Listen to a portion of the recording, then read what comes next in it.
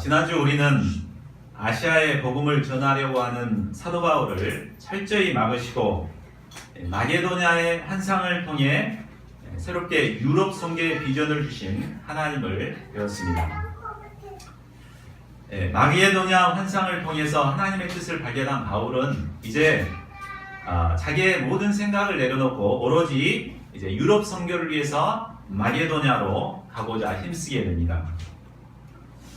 자, 우리는 이처럼 자기 생각을 내려놓고 하나님께서 주신 방향을 붙들고 믿음으로 살게 되면 모든 일들이 순탄하게 잘 풀릴 것이라고 기대합니다. 그런데 본문 말씀을 보면 사도 바울과 실라는 오히려 큰 어려움을 겪게 됩니다. 마게도냐 사람들에게 사회를 전복시키려고 하는 악한 죄인들이라는 누명을 쓰게 되고 재판도 받지 않고 매질을 당합니다. 그리고 중죄인들이나 들어가는 깊은 감옥에 들어가 언제 죽을지도 모르는 그런 상황에 처하게 됩니다. 자, 그러면 이런 상황에서 바울과 실라가 한 일은 무엇입니까?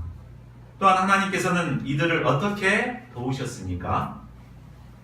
본문 말씀을 통해 우리에게 주어지는 모든 환난과 어려움을 이기고 승리하는 비결을 배울 수 있기를 기도합니다. 그래서 절망적인 상황에서도 하나님께 영광을 드러내는 승리의 삶을 사는 저희 모두가 될 수 있기를 간절히 기도합니다. 자, 11, 12절을 보십시오. 바울 일행은 드디어 유럽 대륙으로 가기 위해서 드로아에서 배를 타고 사모드라게로 직행해서 네아폴리에 도착하게 됩니다. 이 지도를 보시면 여기 드로아 지방에서 사모드라게를 지나서 네아폴리로 이제 도착을 하게 됩니다. 근데 당시 운송 수단을 가지고 이렇게 항해를 하려면 최소한 5일 이상 걸려야 했다고 합니다. 근데 얼마 만에 가죠? 이튿날, 그러니까 이틀 만에 가버린 것입니다. 그러니까 하나님께서 무역풍 막 바람을 이렇게 불어서 그냥 순탄하게 그곳으로 가도록 인도해 주신 것입니다. 거기서 마게도냐 지방의 첫 성인 빌립보에 이르게 되었습니다. 여기서 첫 성이라는 말은 첫 번째 나온 도시라는 얘기가 아니라 가장 으뜸이 되는 성이라는 말입니다. 그렇기 때문에 이 빌립보는 데살로니가 지방의 그 마게도냐 지방의 가장 번화한 이런 도시였습니다. 미국으로 말하면 뉴욕과 같은 아주 발달한 도시였습니다. 또한 그 도시는 로마에서 특별히 관리하고 다스리는 로마의 식민지였습니다. 자, 13절을 보십시오. 며칠을 쉬고 난 뒤 바울 일행은 안식일이 되어 기도할 곳을 찾아 문밖 강가에 나갔습니다. 유대교인들은 10명만 모이면 회당을 반드시 지어서 하나님을 예배했습니다. 그런데 10명이 못 되는 경우에는 기도 처소를 정해놓고 그곳에서 안식일에 모여서 집회를 가졌다고 합니다. 그러니까 빌립보에는 유대인들이 10명도 안 되는 이런 도시였다고 볼 수 있습니다. 마게도냐에서 가장 번화한 도시였지만 그곳에서는 하나님을 섬기는 자가 손가락으로 꼽을 정도밖에 되지 않았습니다. 기도처에는 남자는 없었습니다. 오로지 여자들만 몇 명 모여 있었습니다. 사도 바울은 그동안 수많은 군중 앞에서 설교를 했을 것입니다. 그죠? 거기에 회당은 사람들이 많기 때문에 아시아 쪽에는 많은 사람들 앞에서 설교를 했습니다. 근데 이곳에서는 이제 여자들 몇 사람 앉혀놓고 이제 설교를 하게 되는 것입니다. 자, 14절을 보십시오. 말씀을 듣던 몇 명의 여자 중에 두아디라 시에 있는 자색 옷감 장사인 루디아라는 여자가 있었습니다. 우리가 옷감 장사 그러니까 아주 조그마한 구멍가게를 생각하기 쉬운데 당시 자색 옷은 로마의 귀족들이나 입는 그런 옷이었습니다. 그러므로 오늘날 우리의 개념으로 생각을 한다면 명품 의류를 이렇게 판매하는 어떤 의류가 명품입니까? 이런 의류를 판매하는 여성 CEO라고 볼 수가 있습니다. 그가 바울이 전한 말씀을 듣고 있을 때 하나님께서는 그녀의 마음을 열어주셨습니다. 그리고 바울의 말을 따르게 하셨습니다. 자, 말씀을 전하는 사람은 항상 말씀을 듣는 사람이 자기의 말을 따라주기를 바랍니다. 전도하러 나갈 때 그렇죠. 내가 전도하면은 많은 사람들이 내 말을 듣고 따라왔으면 하는 기대감으로 전도를 하러 나갑니다. 자, 그렇게 되면 얼마나 좋겠습니까? 그러나 우리가 아무리 큰 소리로 확신 있게 말씀을 전한다 해도 하나님께서 그 사람의 마음의 문을 열어주지 않으면 전혀 말씀이 들어가지가 않습니다. 그러므로 우리는 말씀을 전하기에 앞서서 먼저 하나님께서 듣는 자의 마음을 열어주시도록 간절히 기도하는 것이 중요합니다. 하나님께서 역사하셔서 그들의 마음의 문을 열어주시면 의외로 쉽게 양들이 말씀을 받고 이렇게 따라오게 되는 것입니다. 가을학기에는 순천대 캠퍼스에 이런 역사들이 있기를 기도합니다. 우리가 말씀을 전하면 이렇게 양들이 마음의 문을 열고 말씀을 듣고 따라오는 이런 역사가 가을학기에 있게 되기를 간절히 기도합니다. 자, 대개 사람들이 복음의 말씀을 듣고도 마음의 문을 열지 않는 이유는 그 마음속에 자기의 생각들로 가득 차 있기 때문일 것입니다. 또한 복음을 영접하게 되면 자신의 자아를 잃어버릴 것 같은 두려움 때문에 좀처럼 마음의 문을 열지 않습니다. 굳게 닫아놓습니다. 그러나 하나님께서 그 마음의 문을 열어주시고 말씀을 따르게 될 때 어떤 축복을 얻게 됩니까? 자, 15절을 보십시오. 루디아가 마음의 문을 열고 복음의 말씀을 따르게 되었을 때 루디아뿐만 아니라 그의 온 가족이 다 세례를 받았습니다. 이는 루디아 온 가족이 복음을 영접하고 영생의 축복을 누리게 되었다는 것을 말해줍니다. 자기 한 사람 구원받는 것도 아니고 온 가족이 영생의 축복을 누리게 된 것입니다. 뿐만 아닙니다. 그녀는 사도들을 자신의 집으로 초대해서 강권하여 머물게 했습니다. 이로써 그녀의 집은 유럽의 첫 교회인 빌립보 교회가 됐습니다. 그래서 이곳이 이제 빌립보 교회가 된 것입니다. 그래서 그 가정은 루디아는 유럽의 첫 열매였고 그 가정은 유럽의 첫 교회가 되는 축복을 누리게 되었습니다. 참 얼마나 하나님께 귀하게 쓰임받게 되었습니까?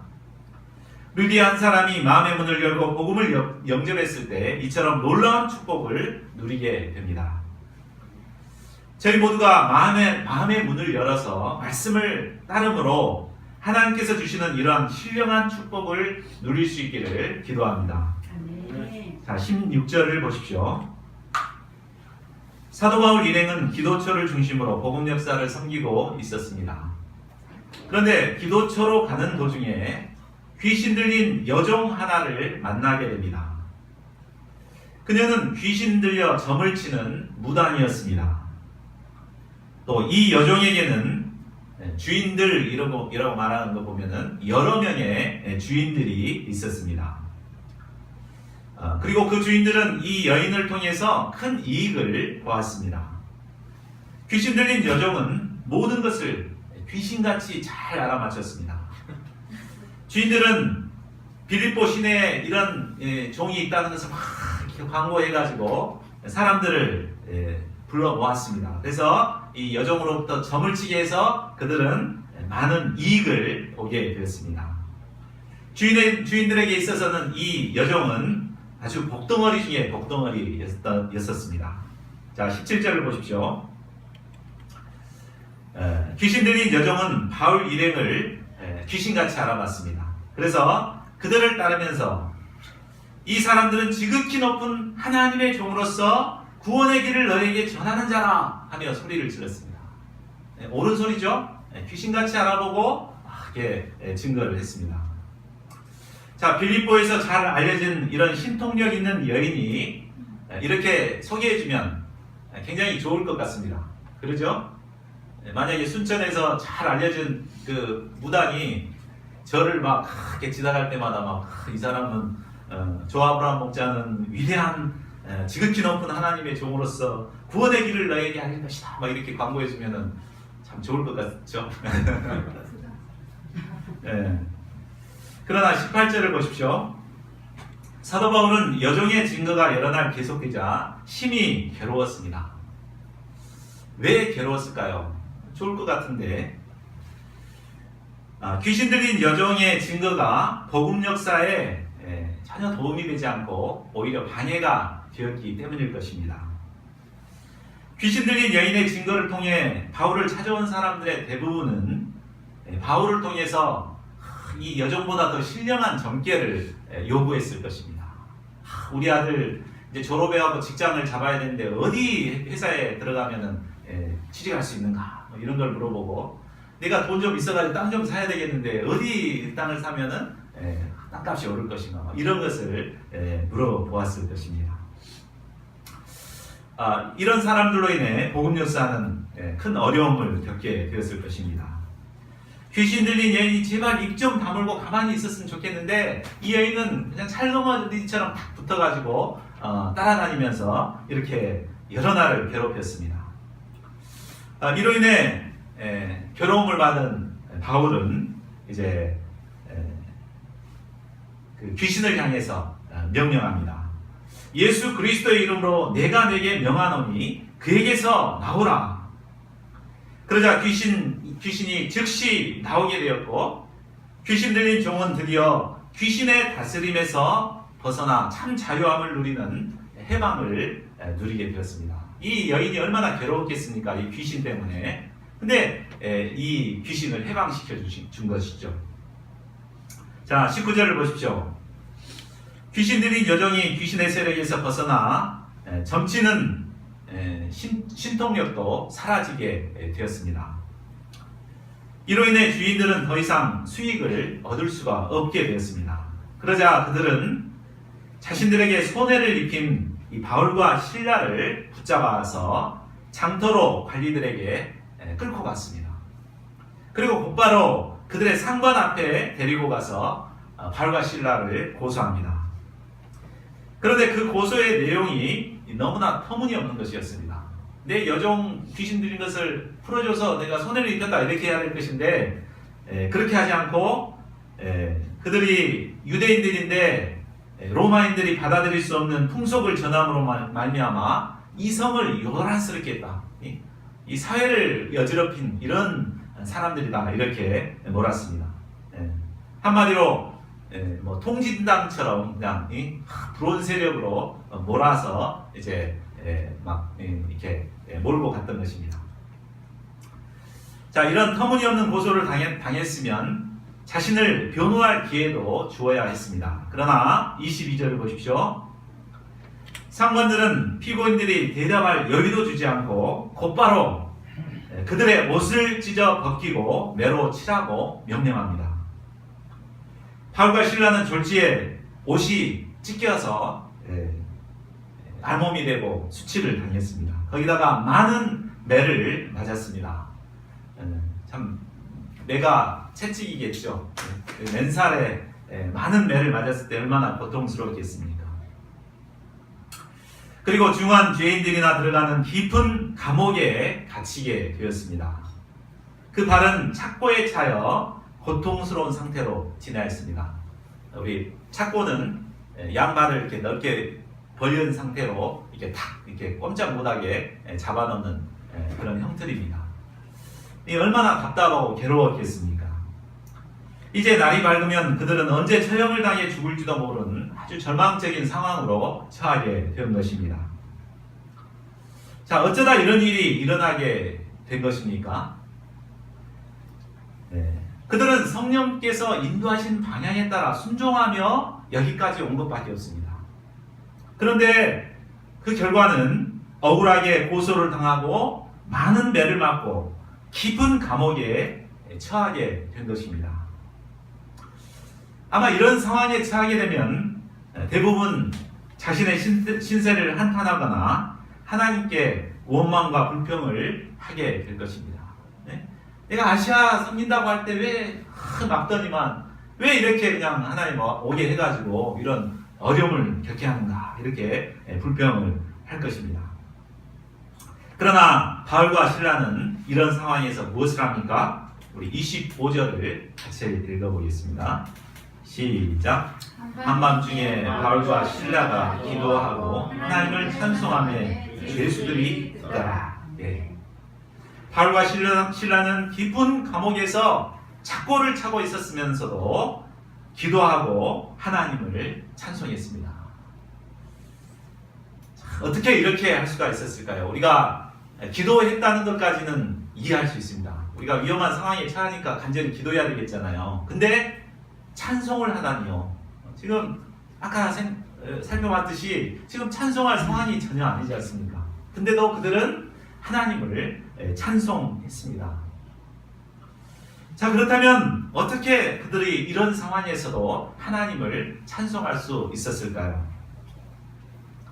저는 바울과 실라가 절망적인 상황에서도 하나님을 찬양할 수 있었던 것은 바로 그 절망적인 상황 가운데서 두신 하나님의 놀라운 섭리와 인도하심을 깨달았기 때문일 것이라고 생각합니다.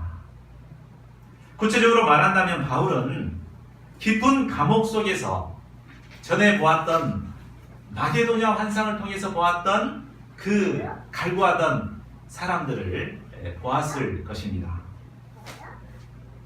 그들은 다름 아닌 감옥에 갇힌 죄수들이었습니다. 그들은 어두운 감옥에 갇혀 아무런 삶의 희망도 없이 하루하루를 연명해 가고 있었습니다. 그들의 영혼은 절망의 깊은 구렁텅이에서 누군가가 구원해 주기를 갈망했습니다. 네. 바울과 실라는 깊은 감옥으로 가는 도중에 옥에 갇혀서 있는 이런 수많은 죄인들을 보았을 것입니다. 특히 자신을 구원해 주기를 애타게 갈구하는 그들의 눈빛을 보았습니다. 바로 그 눈빛은 사도 바울이 보았던 마게도냐 환상 중에 보았던 마게도냐로 와서 우리를 도와주소서 하고 부르짖었던 그들의 눈빛이었습니다. 이때 그들은 하나님께서 왜 이곳으로 인도하셨는가를 깨닫게 되었습니다.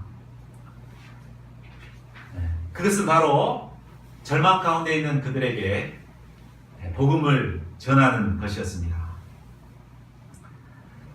이를 위해 사도 바울이 억울한 일을 당하게 하시고 매를 맞게 하시고 이 깊은 감옥계까지 인도해 주신 것이었습니다.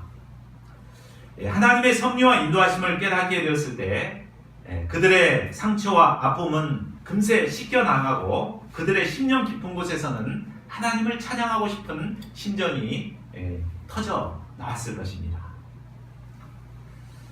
성령의 인도하심을 받아 살아가는 사람들에게도 이런 억울한 일을 당하거나 환난과 핍박이 찾아올 수도 있음을 보게 됩니다. 그런데 중요한 것은 성령의 인도하심을 받는 자에게 주어지는 이런 환난과 핍박에는 반드시 하나님의 선하신 뜻과 섭리가 있다는 것입니다. 우리가 이 사실을 깨닫게 될 때 환난 중에서도 기도할 수 있고 깊은 감옥에서도 하나님을 찬양할 수 있는 것입니다.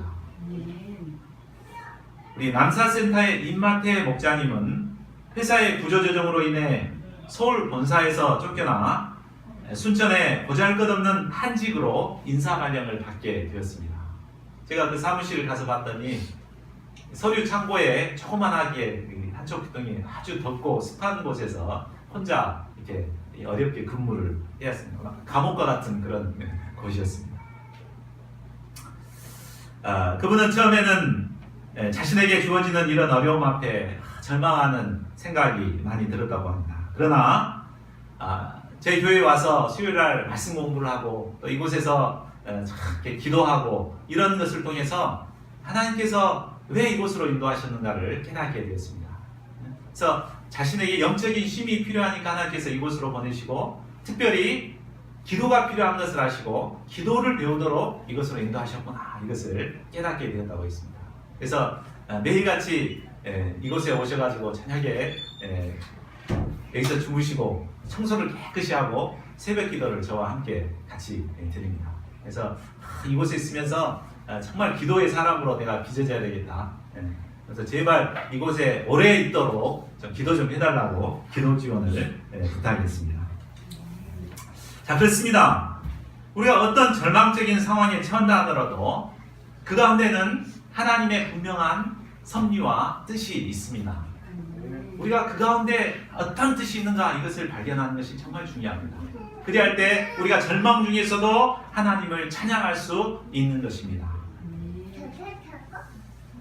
하나님의 섭리를 발견한 바울과 실라의 관심은 이제 자신들이 아니라 죄수들에게 있었습니다. 그들은 죄수들을 지키는 간수들이 숙소로 들어가 깊은 잠에 빠지기를 기다렸습니다. 드디어 한밤중이 되어 죄수들과 자신들만 남게 됐습니다. 이제 깊은 밤이 되니까 간수들은 다 들어가고 이제 죄수들하고 자신들만 남게 되었습니다. 그러자 그들은 이제 소리를 내어 기도하기 시작했습니다. 아마 모든 죄수들이 알아듣도록 헬라어로 기도했을 것입니다. 기도를 통해 우리를 구원하시기 위해 독생자 예수님을 보내신 하나님께 감사하는 기도를 드렸을 것입니다. 그리고 하나님을 몰라 범죄하며 살았던 죄인들을 위한 중보 기도를 드렸을 것입니다. 마지막으로 예수 그리스도를 영접하는 영접 기도를 드렸을 것입니다. 기도를 마친 후 그들은 하나님께서 베푸신 은혜를 심령으로 찬송했습니다. 그런데 이 모든 기도와 찬송을 감옥에 갇혀있는 모든 죄수들이 듣고 있었습니다. 기도 내용들을 듣고 찬양의 내용들을 듣고 있었습니다. 그 중에 많은 죄인들이 그 기도 소리를 듣고 복음을 영접하고 하나님의 은혜를 영접하고 감사의 눈물을 흘린 자들이 있었을 것입니다. 자, 그 뒤에 어떤 일이 일어납니까? 26절을 보십시오. 바울과 실라의 남성 이중창이 끝나자 갑자기 큰 지진이 나서 옥토가 움직였습니다. 그러더니 옥문이 다 열리며 모든 사람의 매인 것이 다 벗겨졌습니다. 성령께서 강력하게 역사하신 것입니다. 바울과 실라가 한 것이라고는 깊은 옥에서 하나님께 기도하고 하나님을 찬송한 것밖에 없었습니다. 그러나 하나님께서는 이것을 받으시고 모든 얽매인 것에서 자유를 주셨습니다. 우리가 살다 보면 사방이 꽉 막힌 것 같은 감옥과 같은 답답함을 느낄 때가 있습니다. 때로는 손발이 묶여 하고 싶어도 할 수 없는 어려운 상황에 처할 수도 있습니다. 그러나 이런 절망적인 상황에서도 우리는 기도할 수 있습니다. 손발이 묶여 답답한 상황에서도 부르짖어 기도하고 하나님을 찬양할 때 하나님께서는 막힌 문을 열어주시고 묶여있는 모든 것을 풀어주십니다. 27절을 보십시오. 깊은 잠에 빠져있던 간수는 지진 소리에 깜짝 놀라 감옥으로 돌아왔습니다. 그리고 옥문들이 열린 것을 보고 죄수들이 도망간 줄로 생각했습니다. 당신은 죄수가 탈옥하게 되면 그를 지켰던 간수는 죄수가 져야 할 모든 죄를 덮어쓰고 사형을 받게 되었습니다. 간수는 불명예스럽게 죽는 것보다 차라리 칼을 빼어 자결함으로 명예롭게 죽고자 했습니다. 이때 바울이 다급하게 크게 소리를 질렀습니다. 자, 우리가 다 여기 있으니 내 몸을 상하지 말라.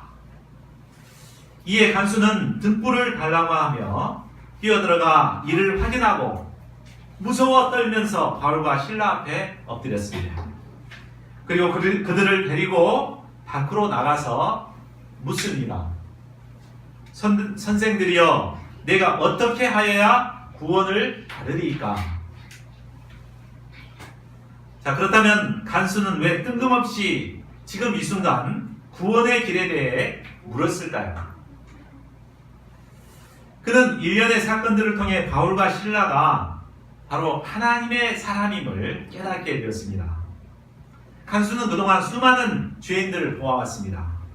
보통 죄인들 같았으면 문이 열리자마자 걸어만 날 살려라 하고 도망쳤을 것입니다. 그런데 그들은 도망가지도 않고 기다리고 있다가 오히려 자신들을 구원해 주었습니다. 반면 자신은 죽음의 문턱까지 갔다가 그들의 도움을 통해 살아나게 되었습니다. 죽음의 문턱까지 가봤던 그로서는 인생이 영원하지 않고 한순간에 불과함을 깨닫게 되었습니다.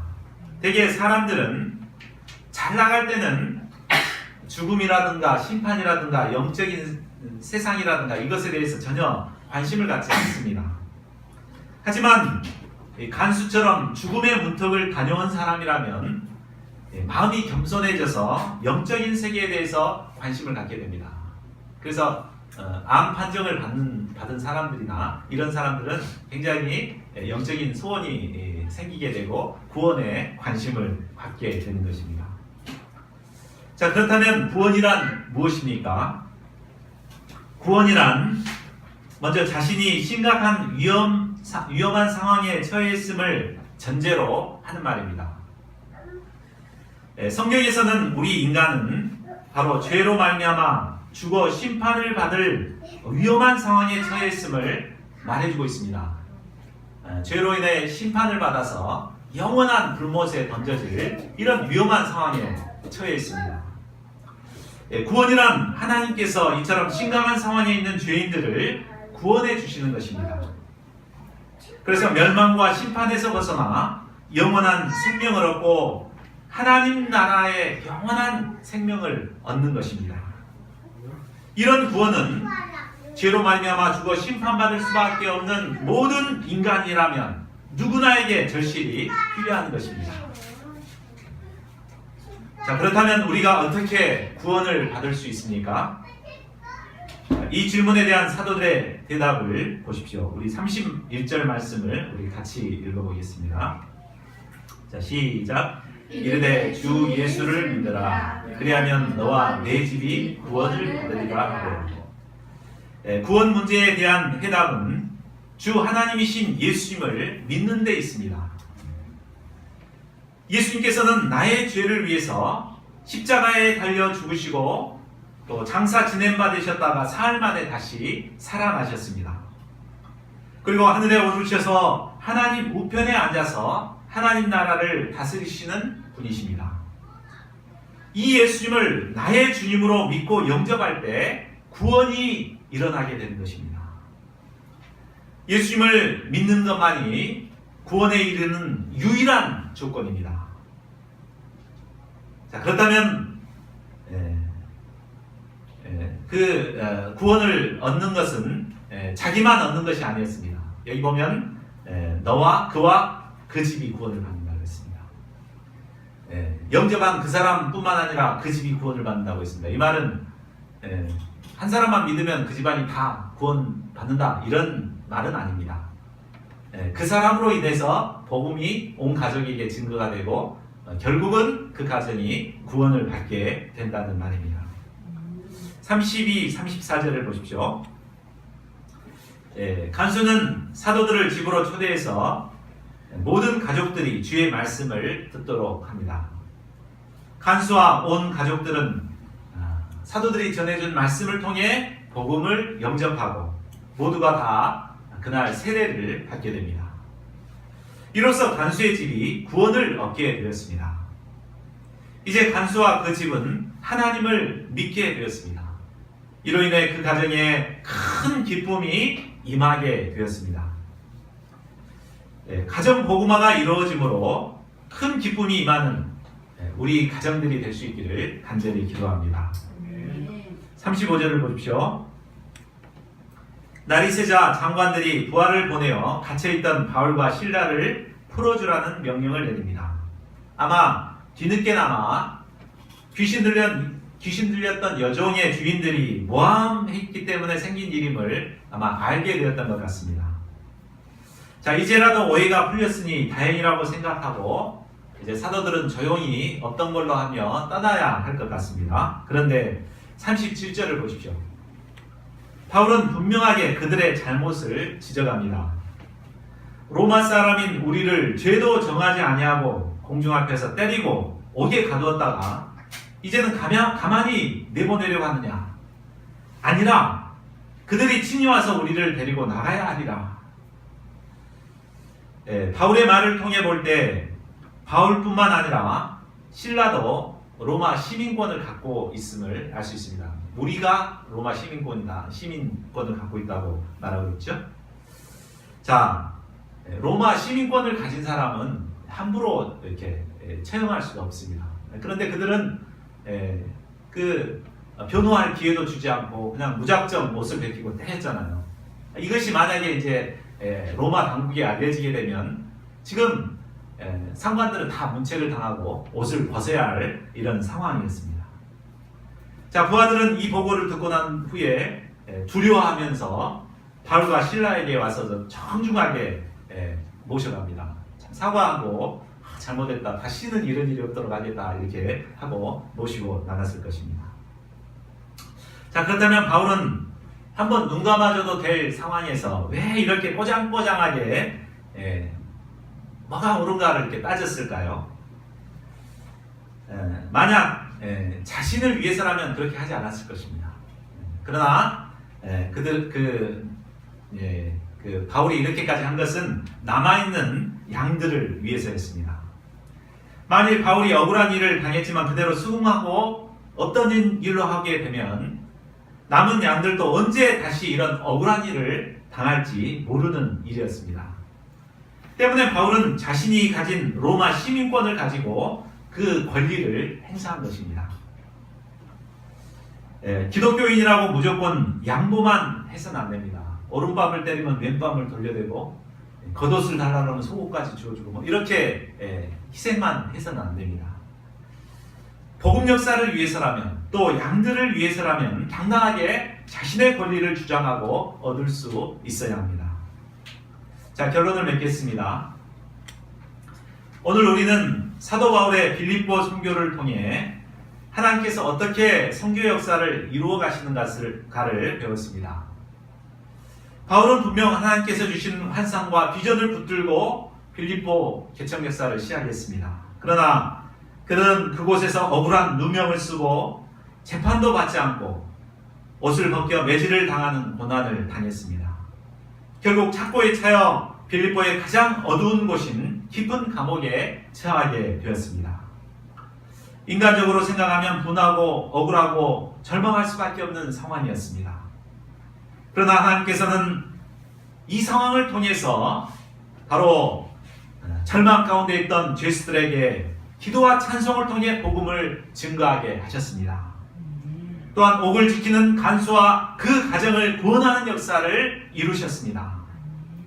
이를 통해서 볼 때 우리 신앙인들이 당하는 고난에는 분명히 하나님의 선하신 뜻과 계획이 있음을 알 수 있습니다. 우리가 이것을 발견하고 깨닫고 믿고 의지하게 될 때 하나님께 기도하고 찬양할 수 있습니다. 저희 모두가 어떤 상황에서도 하나님께 기도하고 찬양함으로 하나님의 뜻을 이루어가는 하나님의 종들이 될 수 있기를 간절히 기도합니다. 25절을 함께 읽고 기도하는 시간 갖겠습니다. 25절 시작. 한밤중에 바울과 실라가 기도하고 하나님을 찬송하며 죄수들이